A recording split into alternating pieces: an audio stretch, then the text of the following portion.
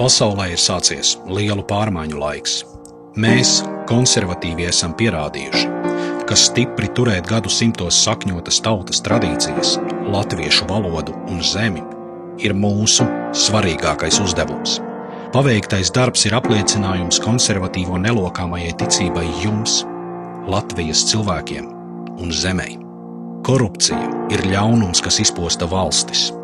Ukraina dārgi maksā 30 gadu pieļautas korupcijas cenu. Korupcijas cenu katrs no mums šodien redz ik mēneša rēķinos.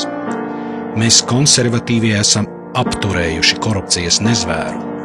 Uzticieties mums, un mēs to uzvarēsim.